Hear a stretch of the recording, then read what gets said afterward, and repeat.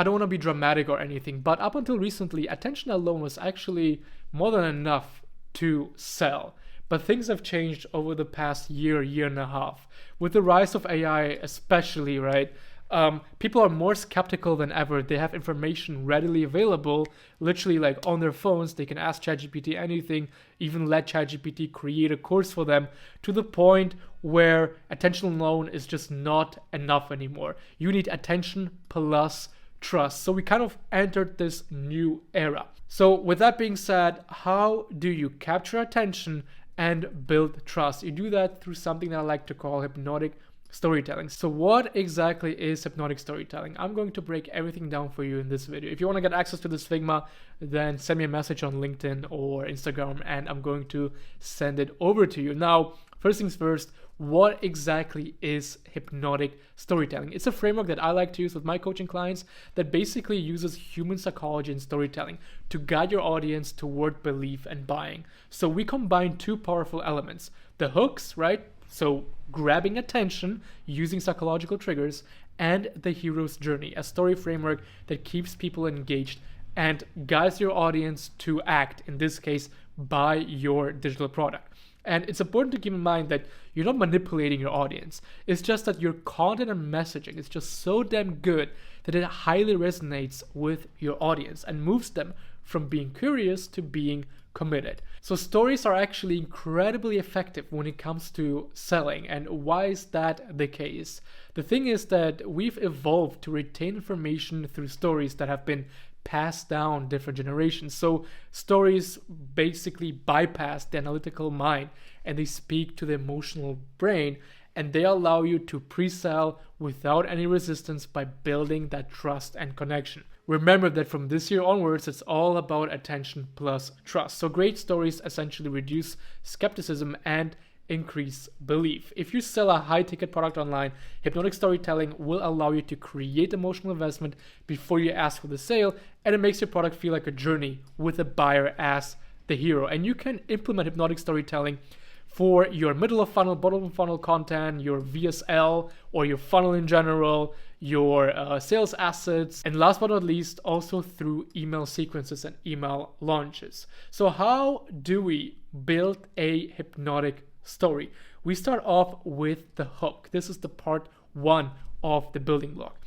Instead of giving you 25 or 30 different viral hook templates, I want you to go over the psychology, the psychological biases that allow you to hook your audience. Because once you understand the psychology behind hooks, behind all of these hooks that work, it's going to make it much easier for you to write those viral hooks and to create that content, to write that copy, to write those emails, and so on. I want to start off with the information gap theory. So essentially, our brains are wired to seek closure on incomplete ideas. We just hate not knowing things, and curiosity creates that tension that demands resolution. So I want you to write your hook to open a loop. Hint at something that's important without actually fully explaining it. Make your audience feel like they're missing something that they should know. A formula example could be, everyone does XYZ, right? But here's what they don't realize. This creates that curiosity gap. And if you clicked on this video, it's probably because you're curious about learning more about hypnotic storytelling because you never heard about it. I literally used the information gap theory in my thumbnail, in my title, in the way I packaged this YouTube video. Next up is the confirmation bias. People seek out information that confirms what they already believe. It's kind of ingrained in our brains. But with that being said, they also can't ignore a smart contradiction to their belief or of their belief. So in this case, I want you to create tension by mirroring people's beliefs. So say something that they're already believe in, that they are already doing, and then do the reverse switcheroo, basically flip it on its head. And this contrast makes their brain lean in and be like, wait, what? I want to learn more about that. So a formula could be, you probably believe, insert something that they're already doing or something that they believe in, but the truth is opposite. You probably believe that securing your first client is all about cold outreach. But the truth is, cold outreach won't bring you far because XYZ. And then you continue. And we're going to get to that in a second. Next up is loss aversion. This is psychological bias number 3. People are twice as motivated to avoid loss than to achieve gain. They'll take action faster to prevent pain than to chase a reward. Basically, instead of promising people value, warn about what they're missing out on by not watching or by not purchasing your product, by not scheduling a call with you. Put the cost of inaction front and center. If you're doing XYZ, you're probably losing XYZ. If you're doing XYZ, your business is losing tens of thousands of dollars in the long run. Last but not least, I want to talk about the social proof bias, which is also incredibly effective when it comes to crafting hooks. We are wired to follow the crowd, especially in uncertain situations. So we always look for signs of trust, validation, momentum before we commit to continuing watching the content or buying or scheduling a call, whatever the call to action is. So in this case, the hook use could be using numbers, results, and others like you language to bypass any skepticism in the first couple of seconds. So the formula could be 10,000 plus business owners are using this new method, this new, Upwork method to acquire customers. And you're about to see why. So this was the first part of your hypnotic story, the hook. And now we want to continue with the story itself. This is where the hero's journey storytelling framework comes into play. Now, this isn't a new concept. You've probably heard of this before. It's basically the blueprint for virtually every single compelling story that has been told, from blockbuster movies all the way to successful sales narratives online. And every single one of these stories is broken down into 5 key protagonist stages. This is where your audience members find themselves in before they go through the final transformation. And that final transformation is obviously what you're offering to them. Let me take a sip. My throat is very itchy. So the first stage is the orphan stage. This is where your audience member, your follower, your fan, whatever, is thinking to themselves, I don't know what I'm doing. They're confused, they're lost, they don't know what they're doing. The wanderer stage is where they start to look for solutions. They start to seek out new methods to solve their problem. So in this case, they're thinking to themselves, I'm searching, but I'm still a little bit lost. Next up is the warrior stage. They find the weapon and they are ready to fight. Then comes the battle. This is where the resistance comes into play. So they might have found something and just trying things out, but there is some sort of resistance there. And in the end, they go through the transformation. I did it. This is who I really am. So this is a typical hero's journey framework. And what I want you to do, so this is a typical hero's journey framework. Now, before I continue, before you apply that to your own product, I want to know one thing. Never ever position yourself as the savior. Your product is the weapon. And your audience, right? They are their own saviors. And your weapon, which is your product, essentially helps them defeat the villain. In most cases, the villain is actually internal resistance, confusion, alternate identity, so it's actually them. So they need to defeat their old selves and go through their transformation with the help of your offer. So the following exercise is going to help you build what I like to call your story slide file. Basically a collection of powerful narrative building blocks that you can use over and over again. I want you to map your product and offer like so. So grab a pen and paper. The orphan stage, like I already mentioned, this is where your audience is confused. This is where they're stuck. This is before they find your message. That message could be your sales page, could be your middle of funnel, bottom of funnel content, whatever it is. So I want you to write down the following 5 different sentences that describe your customer's stuck point before they ever hear of you. The prompt could be, they're frustrated because XYZ. Next up is the wanderer stage, right? Here I want you to write down 5 methods that they've already tried and failed.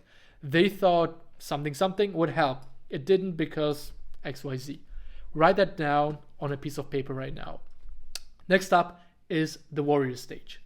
This is when they find your message and something clicks. So write down all the emotional shifts that they feel when they're going to encounter your offer, your content. They finally felt seen, understood, challenged, excited, whatever the emotional shifts are. Next up is the battle phase. So here I want you to list 5 different objections that your audience might feel after engaging with you. Think of any mistaken beliefs, right? Any objections that they might have? What do they fear when they step into the work? What do they fear when they schedule a call with you, right? Or when they hop on the call? Maybe you've already had a bunch of sales calls. Write those things down.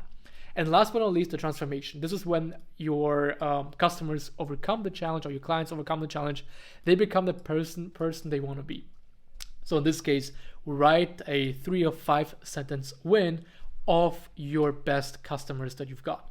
Could be emotional, could be logical, so it could be something shifting in their minds, but it could also be financial. So it could be something like, after working with me, they finally hit 25K in their agency, depending on your offer. So now what you've just done is actually incredible. You've created the basic building blocks of a truly compelling hypnotic story, tailored specifically to your audience and to your offer. And the beauty of this is that you can apply these building blocks and create and write stories from many different points of view, including your own journey, your past success cases and clients, and the potential buyer's point of view. So with that being said, how do we combine the first part, the hook, together with the hero's journey storytelling framework? How do we build those building blocks? How do we build that swipe file? Basically, you want to build emotional momentum. Good stories, they don't move in a straight line, in case you didn't notice, right? They always move in waves, up and down, tension, release. So what I want you to do is I want you to write down 10 relevant hooks based on those 4 psychological triggers. So your hooks, they should stop the scroll, stop people from what they're doing by promising resolution, clarity, or safety, and frame it around a pain point or a new solution.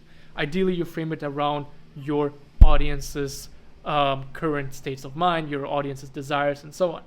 Step 2 is to map your product and offer around your hero's journey, which is something that you literally just did with this exercise right here.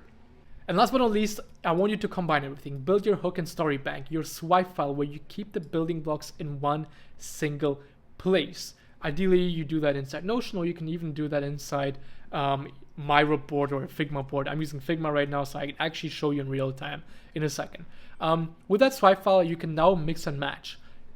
For instance, a personal story for a VSL, a client story for your sales page, or Instagram story sequence, or long-form content in general. So let me give you a specific example. Let's say you have a BizUp offer, and your offer is centered around content agencies, and you teach people how to scale the content agency. So your offer is scale your content agency to 25K per month plus, so 25K and beyond, using the LinkedIn leverage method. So this is like your unique method. I'm just making some stuff up as we go. So like this, without a huge team, case studies, and spending money on ads. So let's say this is your offer, right? How do we build that swipe file like I was talking about? So first, what I want you to do, and let me copy this right here, I want you to write down those 10 hooks. So what I want you to do is literally write down hook 1, your first hook, your second hook, your third hook. And let me copy paste it like this, right? So in the end, let's say you have 9 hooks in the end, right? There you go. Hook 1. So hook 1, hook 2, hook 3, hook 4, and so on. You have your hooks written down, and then I want you to write down those sentences and put them together. So we have orphan stage 1. So this is the first thing that you noted down. So the first sentence that you wrote down that describes the way your customers feel before they find your offer. So you might have identified even more. I want you to write all of them down. So let me do this really quickly. Let's say they are stuck. What they're doing right now is they work 24/7 with bad clients and use Upwork to acquire new ones. So this is your, based on that content agency offer that I was just talking about, this is them being stuck and you're kind of describing it. So now we want to move into the wanderer stage, and what you want to do is you want to do the same for that stage. Now So let me do this really quickly. It's really difficult to do things in real time while also yapping. So, all right, so this is the Wanderer stage. In this case, what I want you to do is now, obviously, you described all the different things that they have tried. So they want to scale their content agency. Before they find your offer, they work 24/7 with bad clients and they use Upwork to acquire new ones. They've tried running paid ads. They've bought 3 different courses to scale their agency, right? Or maybe they bought courses that are specifically made for SMMA agencies or courses that were made for growth operators, right? There's no content agency course that they bought. Write everything down that might apply to your audience. Now, with that being said, so now I don't want to dive too deep into this, but I hope you get the point. You now have a bank, a collection of various building blocks to build your hypnotic story. So you can combine hook number 1 together with Orphan 1, Wanderer 1, and every single other stage as well. Right? Hook 2 you can combine with this right here. Hook 3 you can then combine with that. I hope I explained it properly, but this is how you can build your hypnotic story. And this is how hypnotic storytelling works. You have a compelling hook that's based on psychological triggers, and you combine that with a hero's journey story. Well, and this was pretty much it. If you found this video helpful, there are a couple of other interesting videos that I've created, including this one, which is basically about the broke influencer epidemic. This is what I call it. Another one is about desire stacking, a manipulation trick that people like Iman Gaji and Dan Koh use to sell you their info products. And last but not least, of course, if you have an offer, if you're selling something online, let me know in the comments below and I can give you some advice on how you can apply hypnotic storytelling to your own creator or coaching business. This was everything. Thank you so much for watching. See you guys next time. Bye-bye.